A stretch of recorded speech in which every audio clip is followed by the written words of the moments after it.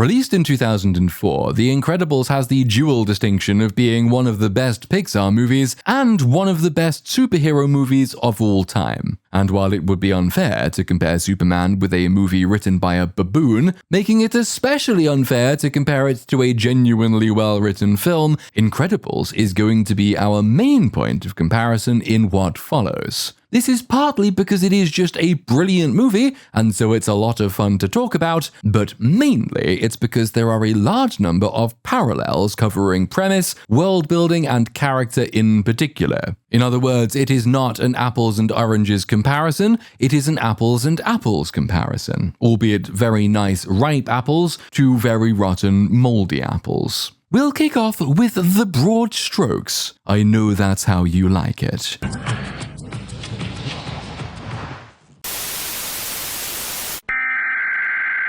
We interrupt our program to bring you this important message.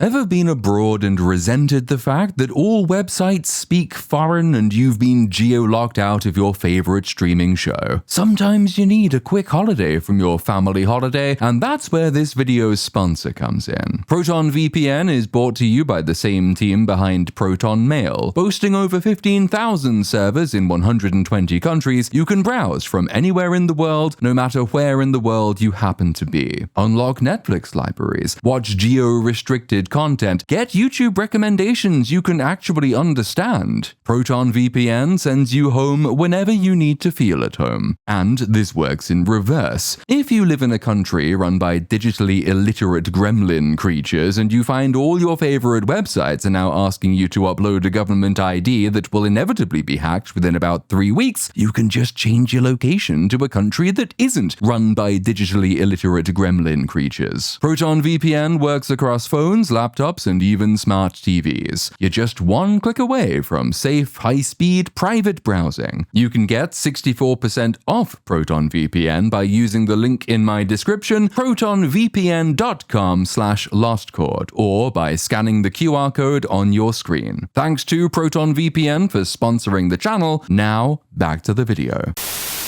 Please stand by for further details. We return you now to your regularly scheduled program. While you can find various comic book inspirations in Incredibles, the movie itself has to create a new universe with a new history from scratch. The history of its world is vitally important in setting up the state of its present tense, but in a broader sense, it's also got to give a firm impression that this is a universe in motion, that things actually existed before the animators started their work. Like Superman, it's a world in which superheroes have been around for a very long time, well before the audience sat down. This isn't just vital abstractly, it is essential for the plot to function, explaining the relative scarcity of superheroes in the current day. So allowing the story to focus on its core cast without posing questions like, hey, if there are hundreds of superheroes around in this world, why don't we see any of them? Being a character-driven story with family at its center, in a manner that reminds you of Steven Spielberg's best work, the backstory and the front story in Incredibles also have to intersect in a way that triggers the beginning of character arcs, of which more in due course. But on the world-building front, Incredibles is incredibly efficient,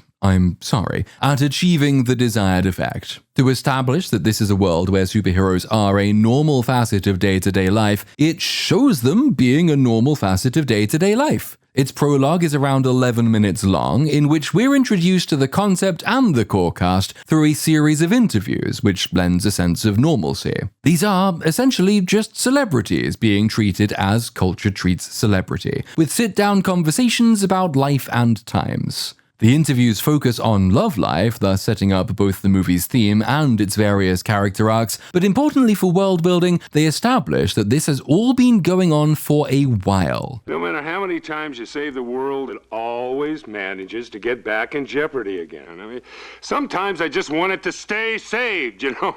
The prologue moves out of its character establishment introductions and into a day-in-the-life episode, Mr. Incredible intercepting a fleeing criminal. Once again, the movie establishes normalcy. It makes it believable. When he stops to save the old woman's cat, he is immediately recognized because this is the sort of thing he does all the time. The police are on good terms with him, grounding the superhero concept in a functioning world state. Buddy is introduced. I know all your moves, your crime-fighting style, favorite catchphrases, everything! I am your #1 fan! And aside from this being his character introduction, this again gives the impression of long history. All these people belong in the world. Their interactions with the world show that they are an established part of it, not something that suddenly appeared because the movie needs to start. The reference to alter egos is classic superhero stuff and confirms that the world is bigger than the snapshot we've seen. They are among us, including those who won't appear in the movie. Closing out then with the lawsuits, Incredibles name checks other heroes, again giving a sense of scale while, crucially, establishing the world state we'll be in for the rest of its runtime. All those people you now know exist and have existed and continue to exist, they're forced to live anonymously, secretly, posing as normal people. The reason we don't see more superheroes in the movie is that nobody sees more superheroes, because they've been forced to hang up their capes. Which, given the state of capes in that universe, is probably for the best. By this point in the narrative, everything is fully functional. Everything you need for the suspension of disbelief is given to you. And, because it is a very well-written movie, almost every piece of world-building information has an impact on each aspect of the following story. The name-checked superheroes who've disappeared and lost contact have been killed off by syndrome. The normal lives heroes are forced to lead provide the intolerable starting position we join Bob Parr in, and so on. This is all just setup stuff, but the movie proper continues to rely on and imply a fictional history throughout its narrative. Mr. Incredible and Frozone going out at night listening to police scanners is not something they have just now started doing, it's something they've done for a while. It's got them in trouble before. The Parrs dread the idea of having to move house again, which is all the information you need to conclude that their identities have been discovered at least once before, and that Mr. Incredible's carelessness with his secret identity might have had something to do with it. The government's Superhero Relocation Fund furthers this point. The existence of a system for this precise eventuality and the age and general downtrodden nature of the official who imparts that information tells you that this has been a common problem, not just for the heroes we've seen, but for those we haven't seen. Then, when we meet the kids, Dash hasn't just been called to the principal's office for the first time, it's the third time in a month. When we meet Edna Mode, she, like damn near everyone else, is dissatisfied with her new life and enthralled by the prospect of returning to the good old days. A less artful movie might have introduced her as just bored and essentially unemployed, but Incredibles provides her a living history in just a single exchange. Weren't you just in the news? Some show in Prague? Milan, darling, Milan. The famous capes argument, which is both a joke and the setup for a joke, is additionally used to show vignettes of the past. It's not just memeing about capes, it's fleshing out the off-screen cast of heroes and providing anecdotes that imply much more history than will ever be shown. The list of heroes Syndrome has terminated off-screen, and Mr. Incredible's reaction and recognition imply past relationships and a shared history, and the list goes on and on. Joining a new universe in the middle of history requires details like this if it's to be truly believable. A combination of tiny elements, a single line of dialogue, 2 seconds of flashback, a newspaper headline, picking up an old conversation, a reference to past events as though they are common knowledge. All these things and more combine and scale and provide more than the mere sum of their parts. They create the impression of a living universe. And if deployed correctly, they eliminate the need for as-you-know exposition. Fantastic Four First Steps adopted a similar approach to its backstory. It's nothing like as effective as Incredibles, and the story it's setting up is a bucket full of arse gravy, but for a few minutes, even for the whole first act, a Marvel movie actually presented us with something kind of interesting, and it's been years since that happened. To compare Incredibles to Superman is like asking a paraplegic to race Usain Bolt or a WNBA player to provide entertainment value. In its introduction, Superman explicitly tells us not only that its universe has been in motion for a long time, but that it has specifically been in motion for 3 centuries. But it treats this single line of text as though it is sufficient to the task in front of it. Nothing in the universe presented to us represents those 300 years of history. There are no references to it. The world seems unfamiliar with it. None of the systems are in place to govern it. None of the characters act as though they've been here for any length of time. Pretty much the only gesture Superman makes in this direction is portraying average Joe's non-reaction to spectacular events as evidence of the normalcy of spectacular events. But everything else you see tells us that history simply hasn't occurred. Why have somebody complain that unelected superheroes shouldn't be allowed to set foreign policy? Why not have them complain that Superman has broken an existing law governing their interventions in foreign policy? Why have the Justice Gang be newly formed rather than a long-established brand with new members? You could retain the joke that it has a silly name and name-check other heroes who've left the organization because they hate the name and they fell out with Captain Bowlcut. Why not have newspaper headlines and mise-en-scène name-checking other heroes' exploits around the world? Why have Lois only begin an investigation into Lex's business dealings 2/3 into the movie, rather than finally getting the information she needs to progress an old and frustrated investigation? Why begin with Superman being recognized as the most powerful metahuman, rather than have a little bit of penis envy on Bowlcut's part that this newly arrived metahuman has got ideas above his station? Why have Lex imprison ex-girlfriends and nameless political opponents rather than other minor heroes with no franchise potential whose powers he was researching to create Ultraman and the Engineer? Why have Lex begin with a preternatural loathing of Superman rather than a specific loathing based on a specific thing Superman has done, something that cost him dearly? Why have Eve betray Lex based on new and contrived grievances rather than, like Mirage in Incredibles, have her turned off by the revealed extent of his villainy, proving he was not what she thought he was? All of these things are relatively minor changes to framing and delivery. Each change is designed to retain its present function in this laughable script, while also telling you something about the universe it takes place in, implying history without needing to spend much time detailing it. Call it incredibilizing the world state. Things that impact the front story can and should, at the same time, flesh out the backstory.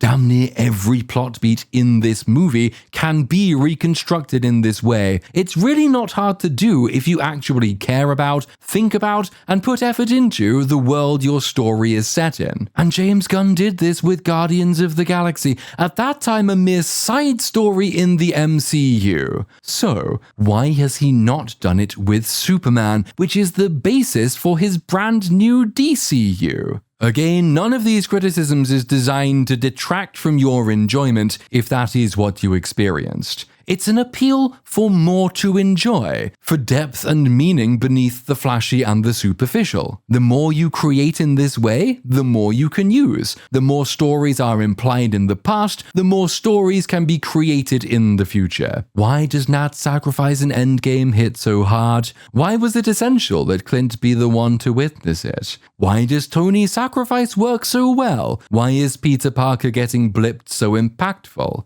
Because history matters. Just as much for world building as for character, and the best stories tie these things together. This, as I've presented it, is the broad critique of Superman's world building. We've already touched on the impossibly destructive tech levels. If your first villain can make and break universes, cause the Big Bang, summon black holes, and tear reality in half, you do not have a scalable antagonist. You've shot your wad in your first entry like you're having a go on Sydney Sweeney. If Lex can clone Superman, if he can make metahumans at will, and if nobody has noticed him doing this or questioned it or voiced any doubts about it, then your world is not properly accounting for the incomprehensible power set of its most important character. If, as a joke contrivance, you establish that some guy stuck nanomachines in every relevant character, you ask questions with no workable answers. What does this mean? What can they do? How might they be used? And why aren't they going to be used in ways they could be used? Essentially, the Gunverse has no world building to speak of. It's just a bunch of stuff haphazardly thrown onto the screen. The stuff it doesn't establish harms its believability, its verisimilitude, its depth, but the stuff it does establish is so unusable that future movies are going to have to forget about it, or else just pretend it didn't happen, if they're to have any hope of functioning in their own right.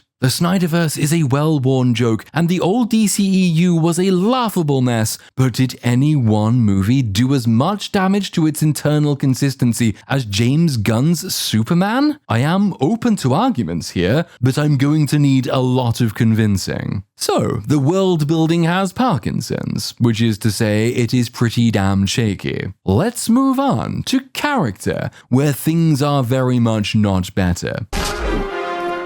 Showtime. On the character front, Superman sits in the awkward position of having some of the most recognizable names in superhero media, while also trying to kick off a new cinematic universe. Superman himself has near universal recognition as a name, and among villains, Lex Luthor is likewise widely recognized as a name. This makes for an important distinction with the start of the Marvel Cinematic Universe. Ironically, the MCU technically began with one of Marvel's most recognizable characters, the Incredible Hulk, and yet that is the movie with by far the smallest footprint. The Hulk was the de jure start of the MCU, but Iron Man was the de facto start. I am no comics expert, but prior to 2008, I would be surprised if a majority of people had heard of Iron Man, and I'd be surprised if Iron Man ranked among comics experts' favorite superheroes. Thereafter, the MCU proceeded to turn a team of comics characters with middling popularity and brand recognition into the most immediately recognizable cast since Harry Potter? The Lord of the Rings?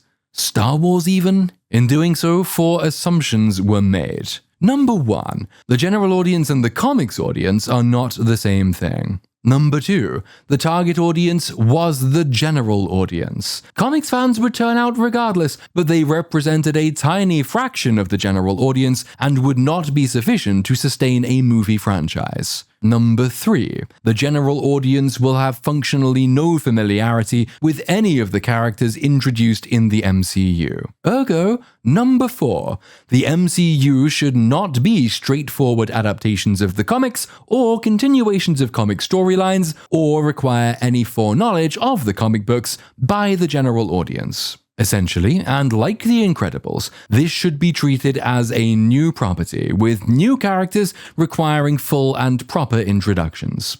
It wasn't until Civil War that a character was introduced with the assumption of foreknowledge, but Peter Parker's Spider-Man is a special case, being not only tremendously popular, but also the subject of several fairly recent origin story movies on film. Even granting that, Civil War still treated Spider-Man's introduction to the MCU as the start of his storyline in this cinematic universe. Like Incredibles, it showed you enough to imply what he'd been getting up to before Tony Stark recruited him. Beginning with characters in the B tier and below and treating them as functionally new where the audience was concerned forced Marvel to do all the work to establish them. Their stories had to work as standalone entries. The character relationships had to be shown as it were for the first time. At no point could a character beat be dropped on the assumption that the comics had already done the work. After all, comics are now one of the more obscure and trivial media formats, and if you were to use them, the obvious follow-up question would be, okay, but which version of the character in which comic story do I need to be familiar with in order to understand why, for example, Obadiah Stane hates Tony Stark? Contrariwise, Superman kicks off with an immediately recognizable A-tier character and arguably an A-tier villain as well, and it then adopts a confused approach to these properties. On the one hand, it recognizes that this is not a comic storyline adaptation, that its characters are not the version from this or that run, but are rather a new iteration. On the other hand, it assumes that everyone is so familiar with its characters in concept that it does not need to define their new iterations. It's one thing to skip an origin story, it is another thing entirely to not give your characters an origin. When making this criticism on EFAB, the response from this movie's defenders tended to rest on statements like, they just don't understand these characters. To which the response is, once again, which characters? Which comic run does this Lex come from? Which comic run does Superman come from? The answer is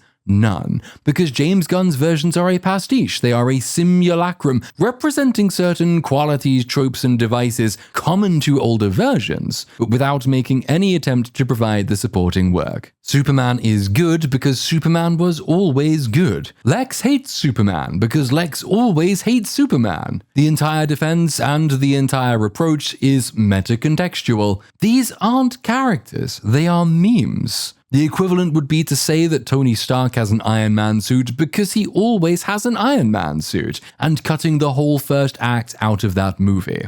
To be clear, the argument is not that Superman shouldn't be good or that Lex shouldn't hate Superman. The argument is not against those tropes. The argument is that each new iteration, each new story should earn those tropes and provide new color. They need to be embedded in a story. The job of the writer in these circumstances is to create and show the why for his new universe. The job of the writer is to select the ingredients they are going to cook with. The meal is not this one film, but all subsequent films in which these characters feature. Tony Stark and Steve Rogers are given reasons to oppose each other. Those reasons evolve with the characters over the first 3 MCU phases. Tony, I don't know. Why? He made it for you. Between this moment To lay down on a wire and let the other guy crawl over you? I think I would just cut the wire. and this moment,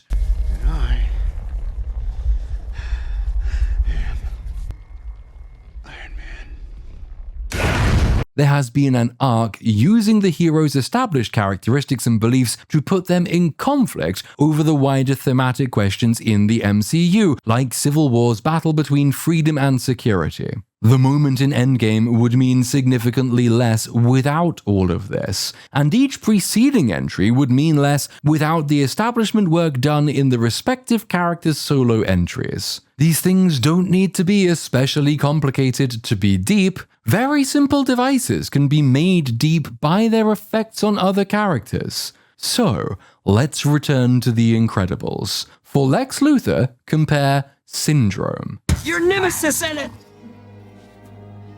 Brilliant. Syndrome is not a complicated villain, but unlike Lex, he is a character. Young Buddy Pine was a bright-eyed, talented kid capable of brilliant inventions, and he wanted to be a superhero. Not only a superhero, but a sidekick to the hero he most idolized, Mr. Incredible. Syndrome's villain arc begins not because he is and has always been a villain, but because of a fault in his hero. Mr. Incredible doesn't recognize him, he doesn't value him, he won't tolerate him, and he rejects him harshly. Fly home, buddy. I work alone.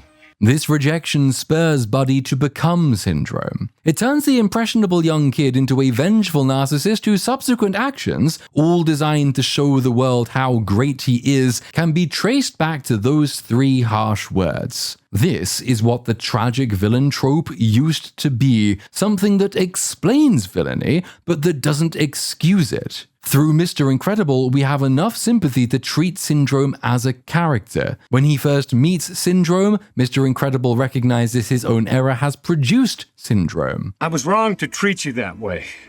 I'm sorry. Now you respect me.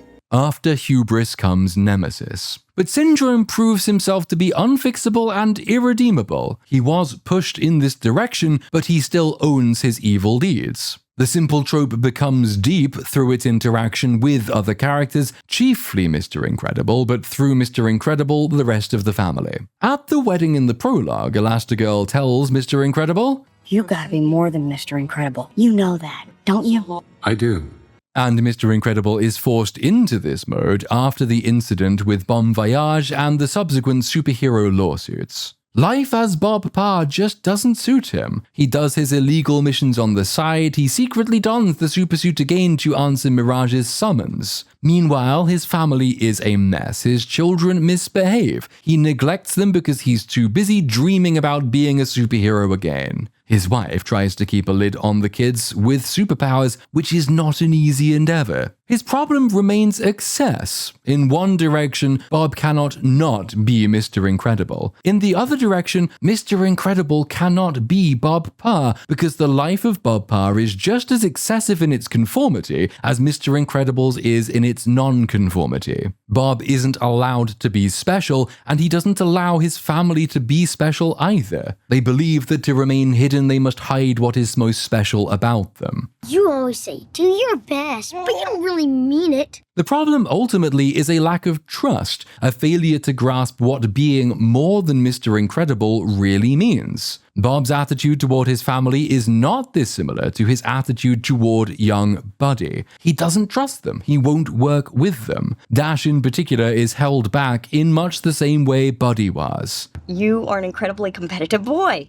And a bit of a show-off. The story and the character arc can only resolve with the realization that family is not a constraint upon, but rather is an extension of yourself. Like yourself, your family is special. Like you, they need a little bit of trust and they need a little bit of freedom. Like you, they work best as individuals in concert. The point is made by juxtaposition with the legacy of Mr. Incredible's flawed beginning, which is syndrome. Mr. Incredible only works alone at the beginning of the movie, and so Buddy is rejected, so Syndrome is born, and in turn Syndrome only works alone. He has to be solely and uniquely the best, and he craves the recognition that was denied him as a child. So, a fairly simple, tropey villain is the hero's creation and the ugly reflection of the hero's beginning flaws. The hero has created his own opposite. By contrast, what does Lex give us? Well, Lex hates Superman, he sure does that. There is the flavor of resentment about it as it comes out in his peroration. That overwritten claptrap about Einstein and Galileo is meant to tell us A, that Lex wants to be seen as the best, and B, that Superman threatens this because everybody loves him. This is not because of anything Superman has done to Lex besides merely existing.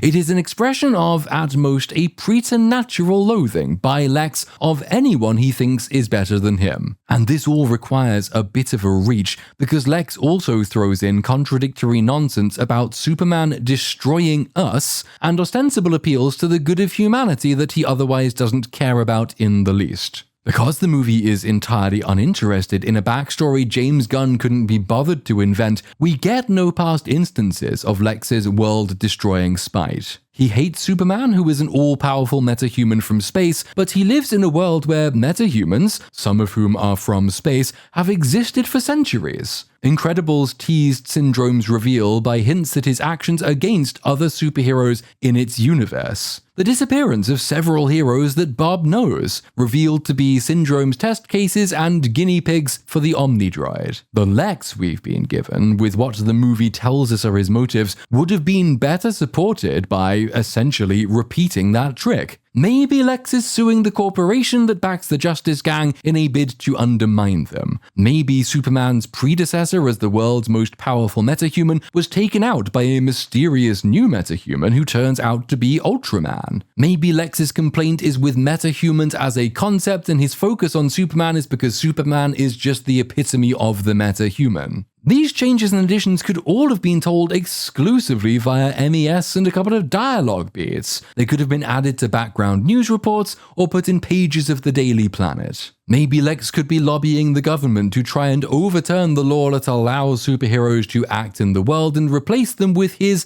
Planet Watch. Because superheroes are dangerous and unpredictable and too individual. Something a little bit more ideological. Again, just something to give Lex a little bit more than pettiness and spite. You might still run into the problem of Lex's animus telling us nothing about Superman himself. Unlike Buddy and Mr. Incredible, Superman did not make Lex the way he is, so Superman has nothing to learn from the way Lex is, for all the movie tries to shoehorn in some vague lesson about the power of humanity. A backstory or prologue beat in which Superman is credited for something Lex had done, or Superman foiled something Lex was trying to do, or Superman cost Lex something important to him, would have gone some way towards solving this problem. What we're looking for here is anything at all to accomplish the two following goals. Number 1, ground Lex and his villainy in the universe he's a part of. And number 2, provide a strong reason equivalently grounded for Lex's worst traits being brought out by Superman in particular.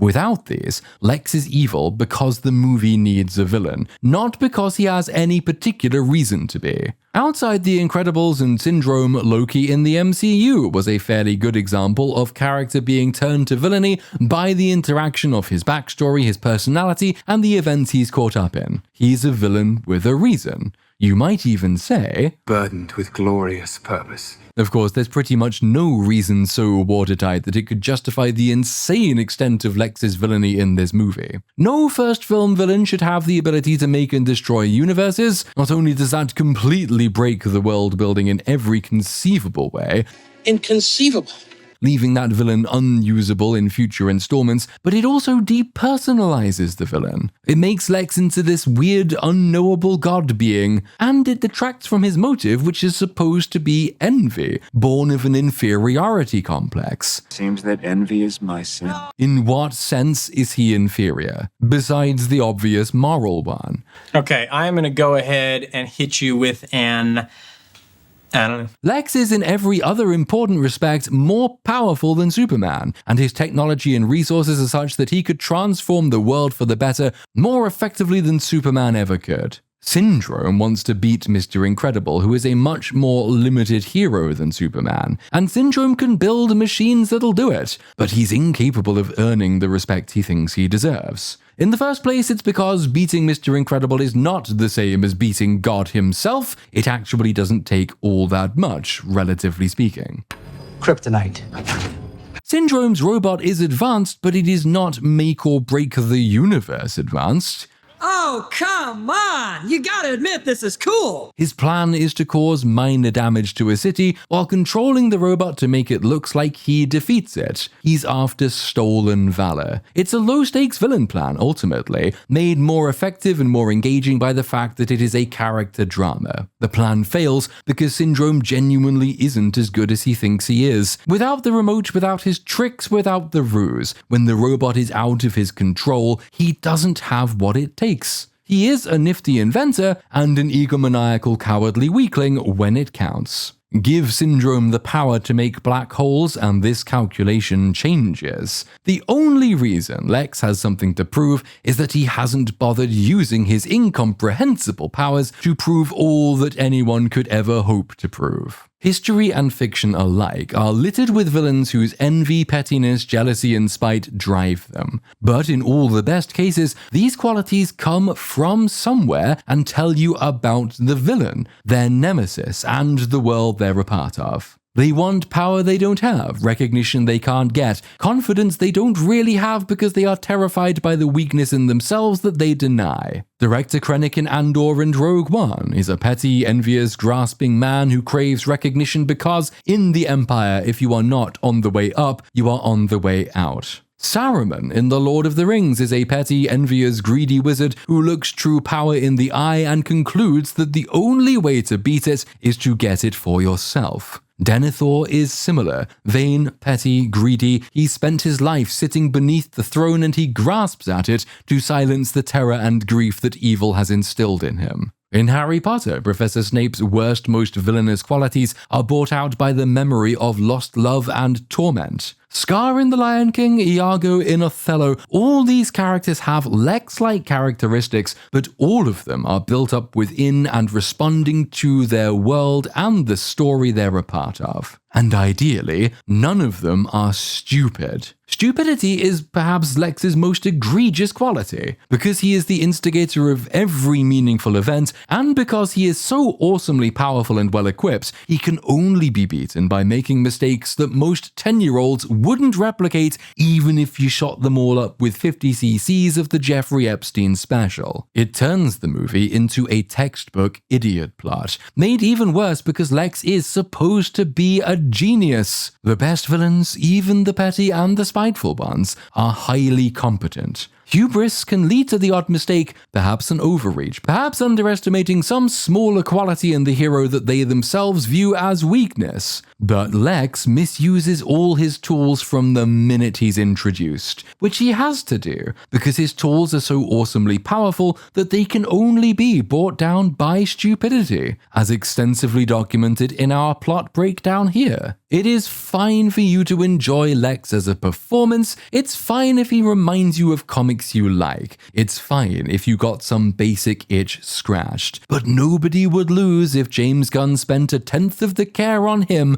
that other better writers put into the other entries in the long list of history's greatest villains. But hey, at least there's stuff to say about Lex. James Gunn's iteration of Superman himself seems designed to elicit no thoughts at all. It's one thing to strike for the idea that normalcy is the point. It's another thing to make normalcy boring. Superman as Superman is an inherently difficult character to work with because his power set, traditionally deployed, is unmatchable outside certain specific circumstances. Clark Kent being the human part of Superman and so possessed of human vulnerabilities is what traditionally makes Superman more interesting. But this movie isn't interested in the distinction. It is in fact dedicated to eliminating that distinction. The movie understands, in theory if not in practice, that the question of parenthood is a rich source for drama, but it takes the unusual and less profitable approach of placing that exclusively in Superman's side of the story. Clark Kent is not vulnerable in this story. He's not a weakness for any villain to exploit. Clark's relationships hardly factor. Ma and Pa Kent are never in danger. They're barely in the movie to begin with. Lois is never in danger. She actually stands outside the movie's A-plot throughout. Even by the low standards set by this film, it would be a stretch to call anyone in the Daily Planet offices a character. Being otherwise indistinguishable from Clark, Superman's established characteristics are: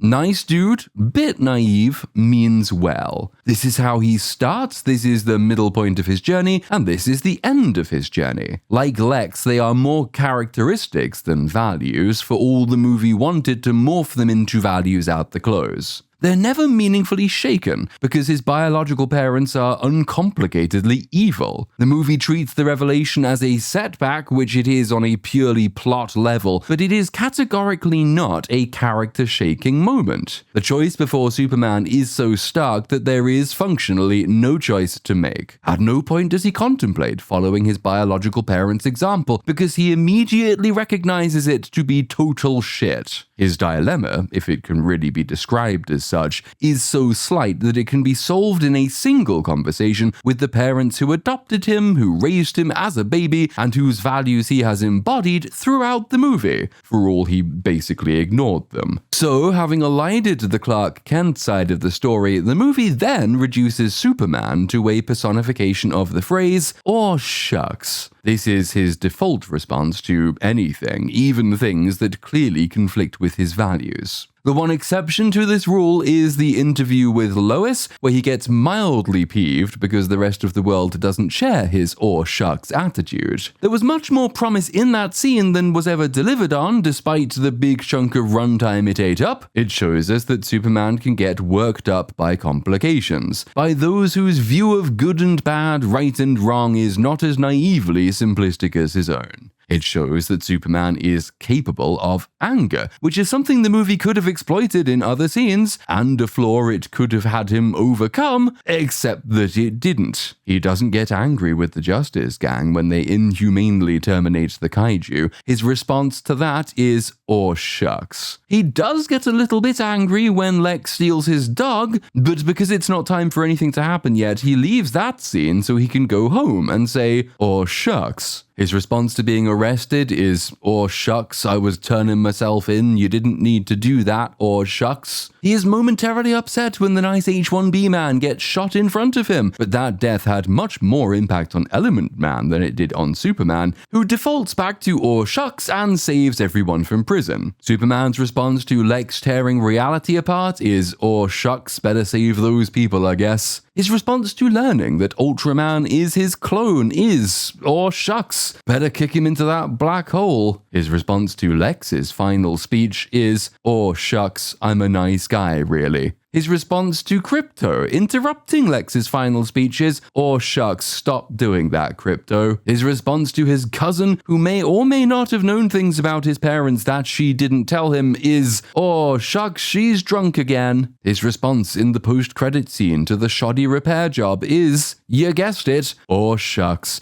And when Mr. Terrific gets angry, his response is, "Or shucks, I can be such a jackass sometimes." Get on with it. Yes, get on with it! Now, I am all for a sunny, positive, optimistic Superman, especially after the miserable grunge clunge Zack Snyder gave us. But characters who are unfailingly, uncomplicatedly nice 100% of the time are really quite boring. Snyder at least understood that you have to do something to make Superman interesting. James Gunn took away from this that doing something was the wrong idea, so doing nothing would be popular.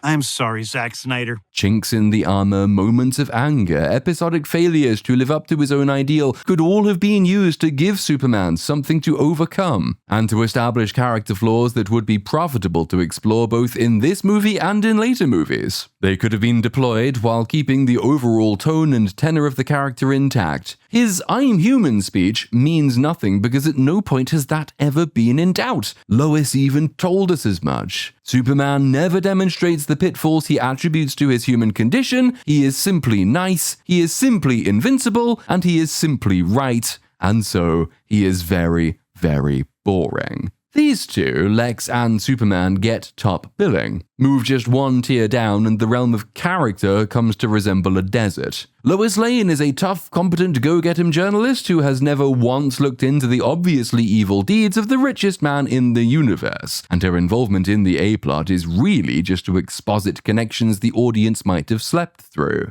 Her interactions with Superman are threadbare. In the interview scene, she is there to gesture at a thematic conflict the movie is not prepared to explore. She says she knew the relationship would never work, for reasons, but in their next scene together, she expresses her steadfast, undying trust in Superman, which cuts short whatever character drama we might have built from their breakup. And there's just not much else to say about her. Guy Gardner is there in the main to demonstrate theme rather than character. He learns from the example Superman has not visibly set, and he saves the poor brown people. This might have been more effective had the movie established an antagonistic relationship between Gardner and Superman, even one predicated on penis envy, but there's barely a hint of that in the movie we got. Gardner is the subject of precisely two jokes, the Justice Gang name gag, Not our name, makes it sound like cowboys, and the bad haircut.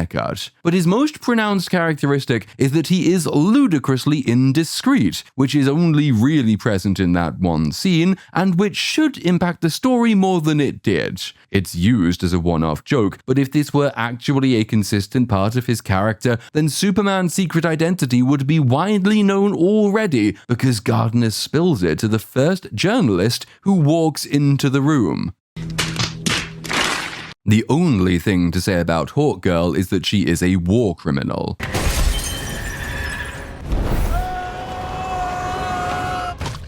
This is funny because, like Gardner, she is nominally in Jarampur to represent theme. Like Gardner, she learns from the example she hasn't seen Superman set, and she flies over to rescue the Browns. Only then does she say, "I'm not Superman," and she murders an unarmed prisoner, suggesting the example she hadn't seen Superman set, that motivated her to fly over and save the Browns, did not, in fact, leave any impression on a character she doesn't have. This is the sort of thing that kind of needs to come up again in any subsequent film that she features in, but I would put money on us not addressing that again. Mr. Terrific seems to be the most popular of the secondary cast, but I suspect this has much more to do with his comic timing and his overall screen time than it does anything identifiable about his character. Because what is there about his character, besides his comic timing and his generally impatient demeanor? Fuck if I know.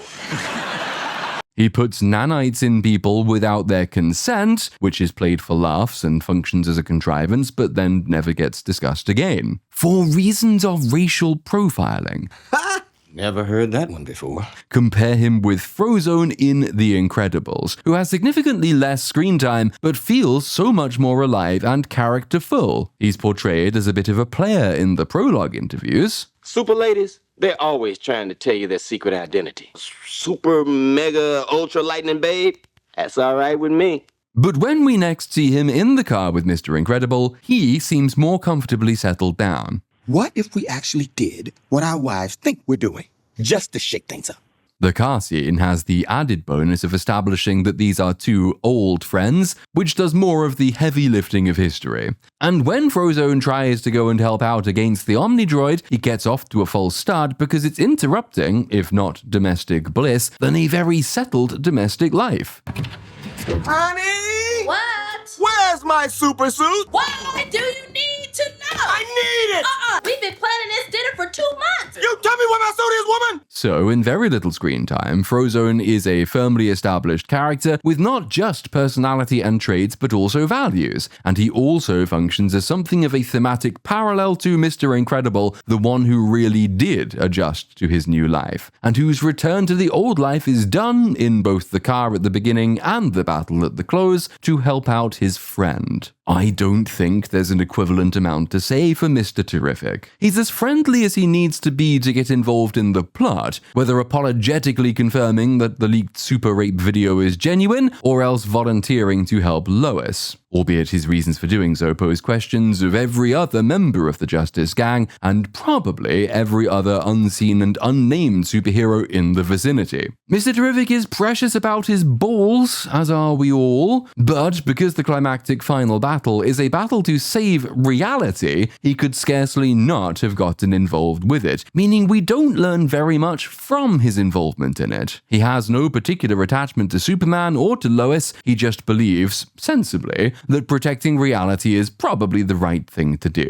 Mr. Terrific reminds me less of Frozone than of Mahershala Ali's not-quite Blade character in the recent Jurassic World movie. His big character moment was saving some children. The movie wanted you to think that this is because he had a kid once and that kid died, but because saving the children is A, a universal good, and B, every other character's motive, it really doesn't tell you anything about him. I did a whole video on that movie and on the themes and devices in the original Jurassic Park and Michael Crichton's novel. It's pretty good, you should check it out after this one. In short, and back to Superman, the problem with Mr. Terrific isn't that he's not enjoyable, it's that you could have put pretty much any other hero in his position and they would have done the same thing. Give them the same personality and they would be just as funny, and so just as popular. As with Guy Gardner, the praise seems to have much more to do with the performance than it does the character being performed. It's a perfectly decent performance, don't get me wrong, but we're trying to talk character and we have already run out of things to say. Jimmy Olsen, he's in the movie, he is inexplicably popular with the ladies, he helps expose Lex's plot, not because of any clever journalistic work, but because Lex's girlfriend has the hots for him. He is, if anything, extremely reluctant to milk this particular source for reasons of comedy, despite knowing a fair amount about the stakes involved. And he's not competent enough to fully expose the plot on his own terms, relying on Lois to make the most important connections for him, which in turn drags her out of one of the most important character scenes in the movie, and we've already covered why that was a bad idea. A movie that spent more time with Superman as Clark in the Daily Planet offices might have had time to turn Olsen into something more than a plot device. Again, with an eye to future stories, perhaps he could be jealous of Clark, not only professionally, but of his relationship with Lois in particular. That would give us something to work with later, potentially a flaw, a vulnerability to be exploited, a source for antagonism, something to flesh out the stakes in Clark's personal life. But nah, Jimmy Olsen, he leaves the movie much as he enters it, a blank slate. Speaking of plot devices, we have to talk about Eve.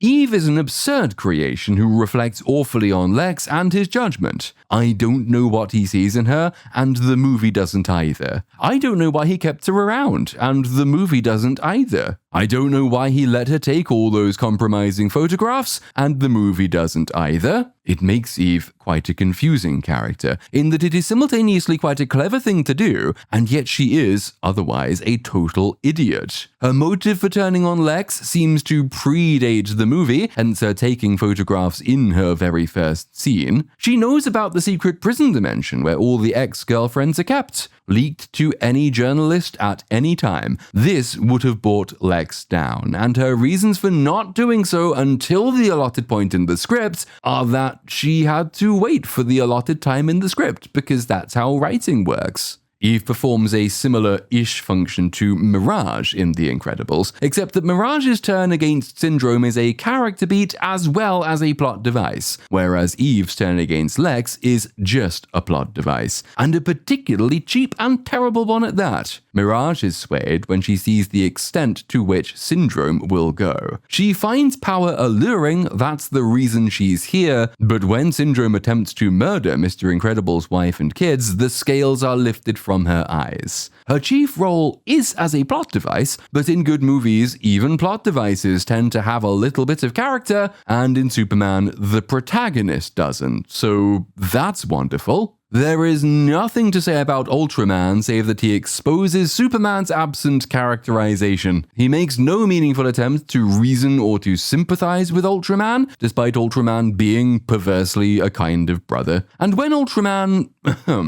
dies, Superman follows it up with a quip. I'm not messing around. I'm doing important stuff. So that's another plot device that makes no contribution to character, despite nominally being one. And that really just leaves us with the Engineer. The Engineer helpfully and awfully exposits her premise early in the movie. I've sacrificed my own humanity to help get rid of it.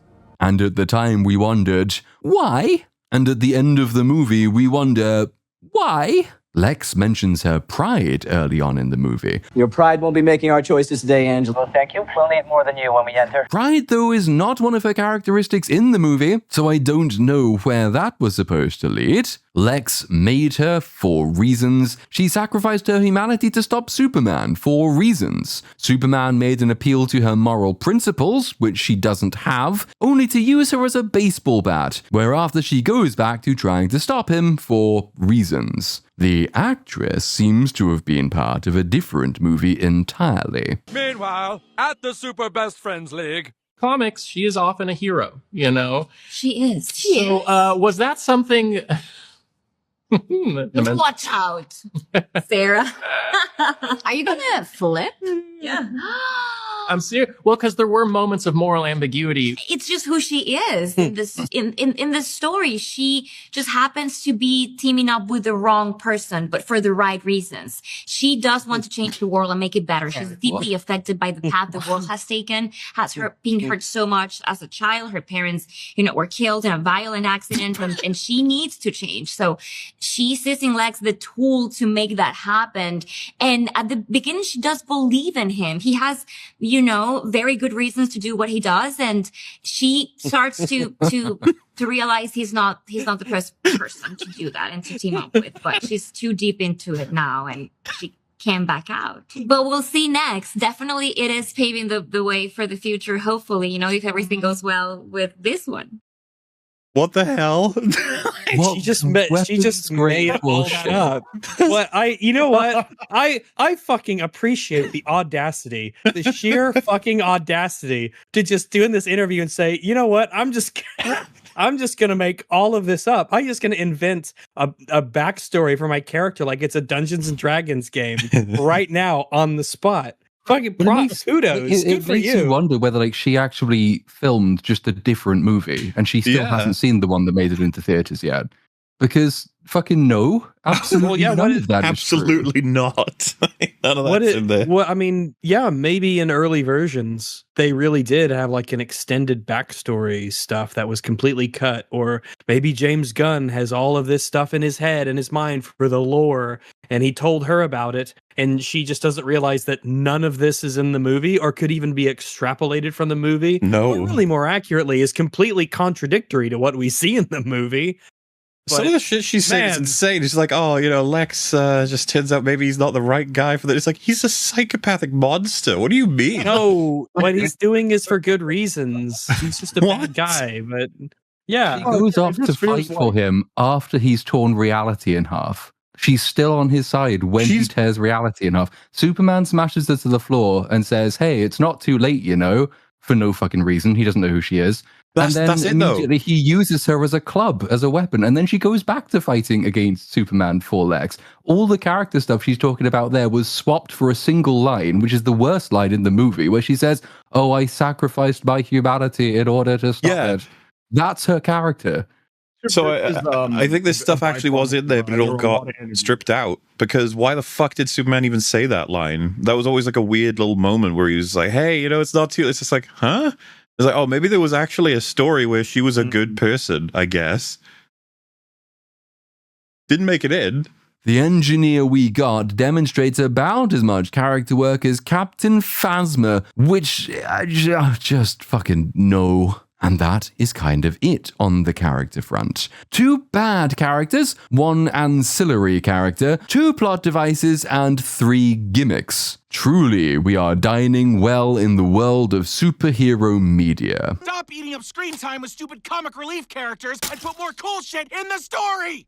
Guys, I'm a fan too. Why do you think Warner Brothers put me behind that desk you now owe me? So you could pitch Batman ideas to yourself? Exactly. This leaves us finally with theme. The theme of James Gunn's Superman is a deceptively difficult thing to address. On its face, it is simple, but in its execution, it is inept, and so it becomes complicated. A movie may stand or fall on the resonance of its theme. It is, after all, what the movie is supposed to be about, and what it is about will either speak to, or not, its various audiences. Simplicity and universality are the traditional keys to a successful theme. Simplicity in order that the movie be understood, universality in order that it be approachable to a broad cross-section of global society. Superman 1978 is by some distance the most successful iteration of Superman as a property. It earned around $1.5 billion adjusted for inflation, and its domestic and international box office split was as close as you could wish to 50-50. The idea that Superman is principally an American hero with particularly American appeal might apply to various comics runs, and it might apply to subsequent movies, but Superman 78 proved that it was not necessarily true. That movie actually earned a little bit more internationally than domestically, and while the comparison here is between America and the rest of the world, this is largely explained by America being the largest market by far of any single country on Earth at that time. In other words, it is more comparable than the headline figure might suggest. Superman 78 scores well on both simplicity and universality.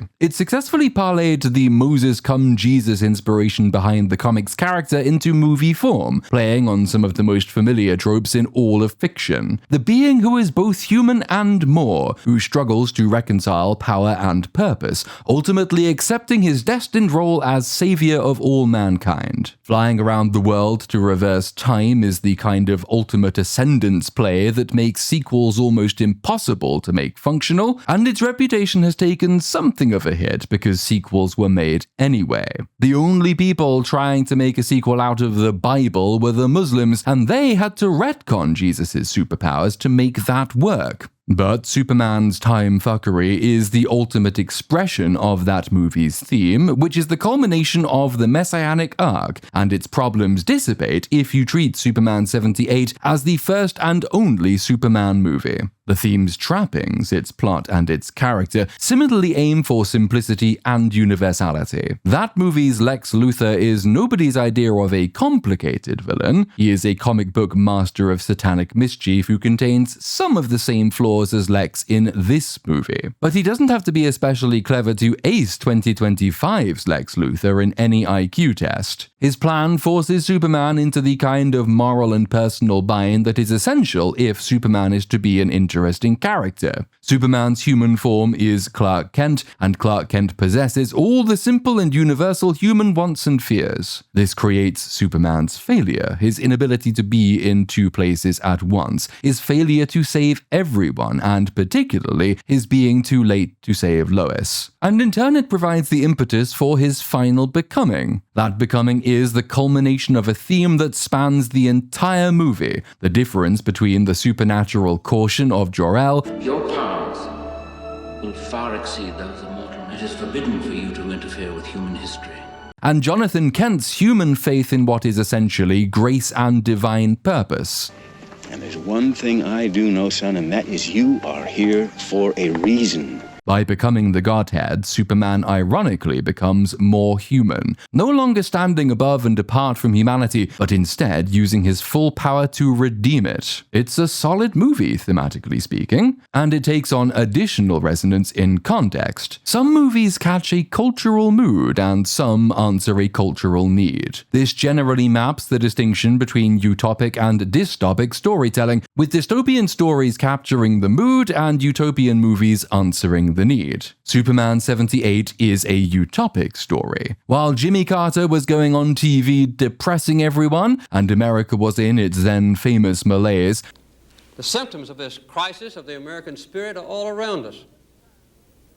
For the first time in the history of our country, a majority of our people believe that the next 5 years will be worse than the past 5 years. Man, you're the president. Superman rose above it and provided something optimistic. Marvel's Avengers played a similar role in the aftermath of the global financial crisis of 2008, portraying a disparate and divided group of archetypal heroes coming together to serve the common good. It provided a corrective to a divided society. Their archetypal nature is what allowed each movie to transcend their American core audience and speak to much of the world around. You don't get much more American than a character called Captain America, but, and like Superman, Steve Rogers was recognizable and familiar to damn near everyone because he embodied old and universal values. Both Zack Snyder and James Gunn half recognized and entirely struggled to recapture the core of Superman's character and the character of his movie. Snyder's sentiments tend toward the dystopic anyway, which history suggests is not what the general audience much wants from superhero media. That is not to say nobody enjoys darker superhero stories, but rather that they are more commonly appreciated for their utopic values. Any kind of comparative analysis is hampered by the fact that Snyder's DCEU work was a total mess on pretty much every other level, as well as its theme. Did I dream you dreamed about me? But if you take Watchmen as an example of a better written expression of Snyder's inclinations, the same trend is evidenced. Watchmen was enjoyed by a passionate but comparatively small audience. Snyder's understanding of Superman's Judeo-Christian archetypal role was typically of him facile, but Snyder did understand that vague Jesus imagery would be more universalist than localizing the theme in, say, Man of Steel. Snyder likewise understood the power of Superman's human vulnerabilities, albeit he decided the best way to represent this was having Pa Kent get himself all gobbled up by a tornado.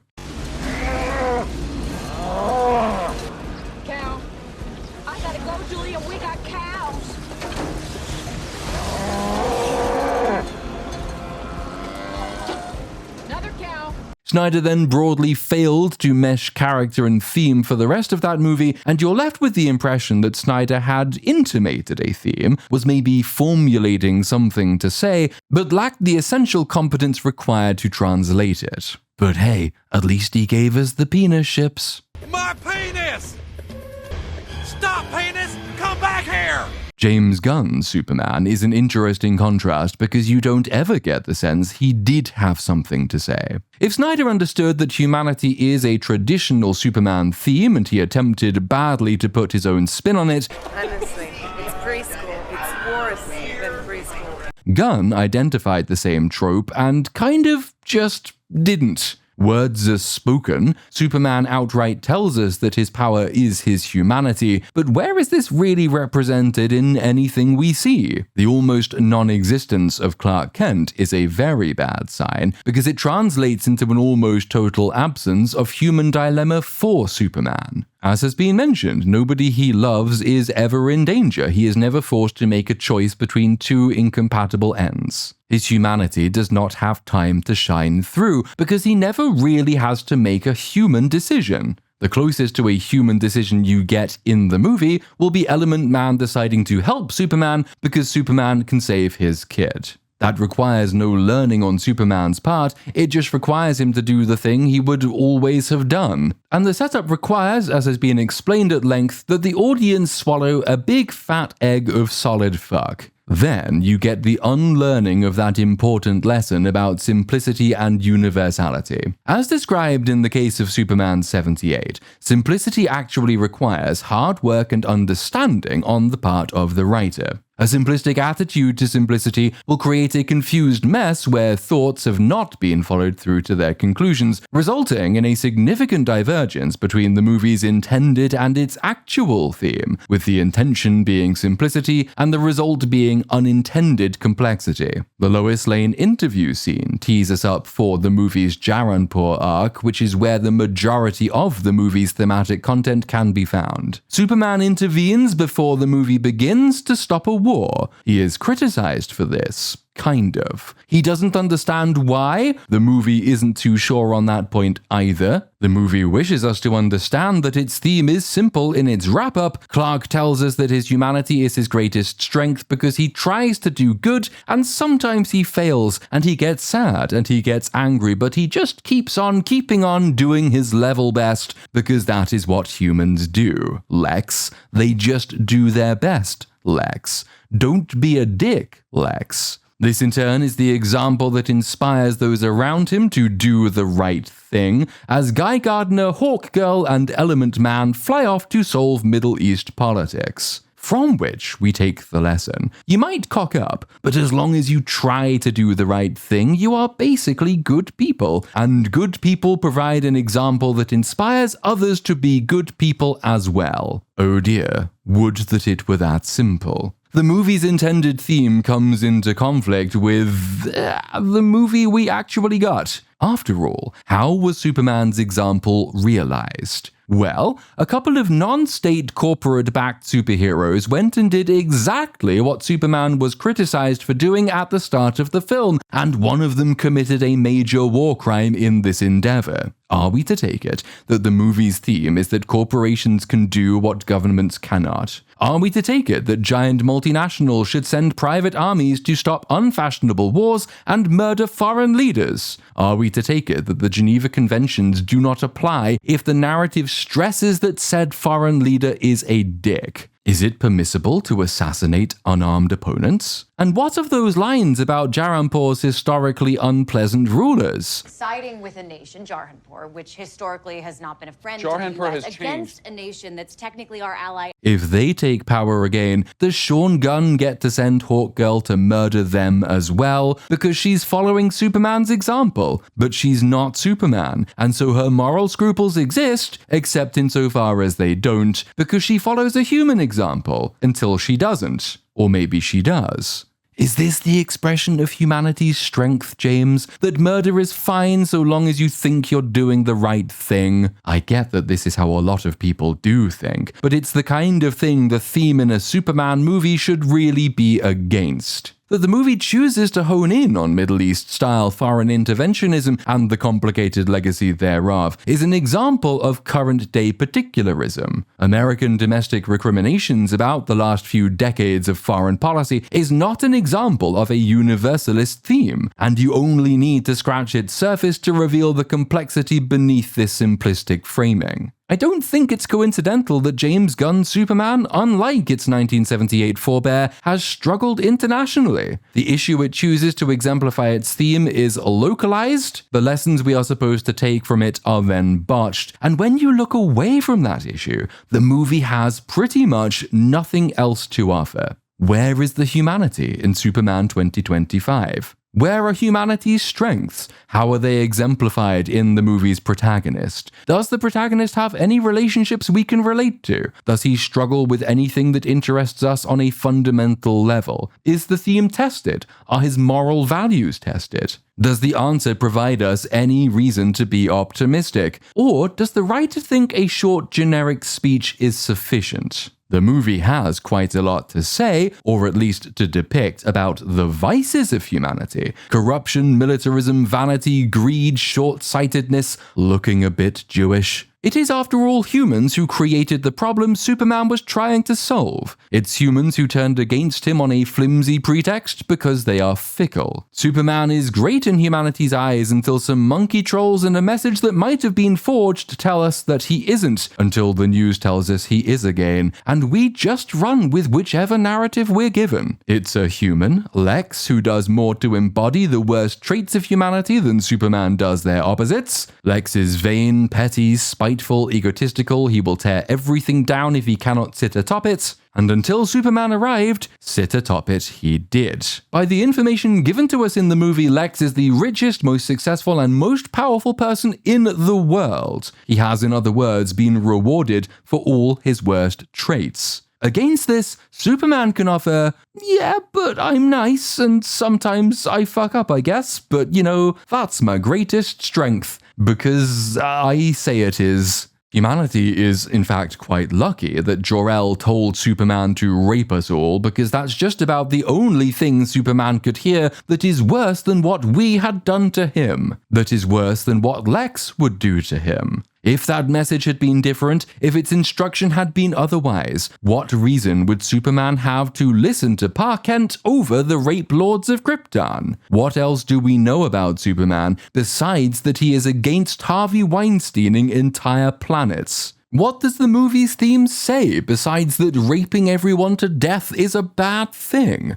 Pretty much nothing. Superman could blunder into a war zone and accidentally trigger the nuclear holocaust, but oh shucks, at least he means well. Where Superman in 1978 made a conscious decision, motivated by personal tragedy, married with faith and nobility, to save humanity, Superman in 2025 chooses us by default. Many villains would make the same decision because the alternative is just a little bit too evil for them. What has Superman actually learned from this experience? It actually reminds me quite a bit of Team America, going around and destroying the world in order to save it. Except that Team America is much more intelligent, it has better character work, and it has a much more definitive thematic conclusion. We were wrong, says the movie, but so were the Film Actors Guild, and at least we're not terrorists. We shouldn't repudiate our good intentions. We shouldn't shy away from the world, but sometimes we have learned circumspectly we will need to piss you off to stop something worse from happening. It preaches a synthesis of good intentions, restraint, and responsibility learned by the core cast over the course of that movie. There is a delta between Team America's starting position,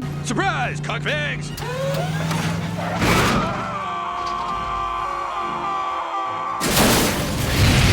and Team America's ending position. That if you don't let us fuck this asshole, we are gonna have our dicks and our pussies all covered in shit. Journeys and arcs have been experienced. Superman, on the other hand, ends the movie pretty much affirming the rightness of his starting position. He wasn't wrong to intervene in Jaranpur, which event kick-started the entire film, because he was trying to do the right thing, and even if he just cocked it up a little bit, his intentions were noble and therefore good. If Superman were on that stage in Team America, Kim Jong-un would have won, because Superman has learned nothing, and because Superman has learned nothing, neither have we.